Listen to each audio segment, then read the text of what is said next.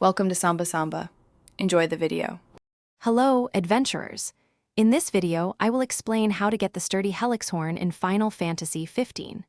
First, you need to accept the hunt called the Last Spear Acorns from Taka, who runs the diner in Old Lestalem. Make sure your party is at least level 35, as this is a challenging encounter. Also, equip weapons that are good at breaking monster parts, like greatswords or certain machinery, to maximize your chances.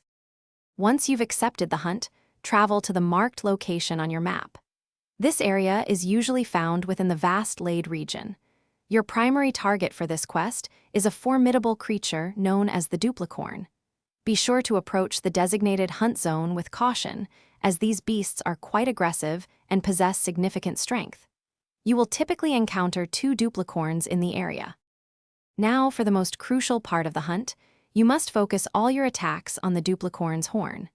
This is absolutely critical because breaking the horn guarantees the sturdy Helixhorn will drop once the creature is defeated.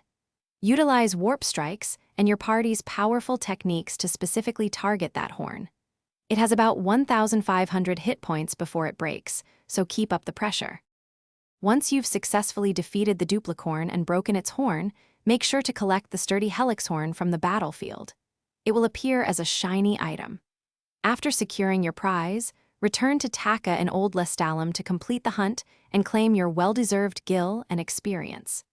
This rare material is incredibly important, as it is essential for crafting the powerful Ultima Blade, one of the best weapons in the entire game. Thanks for watching. Consider subscribing if we helped you.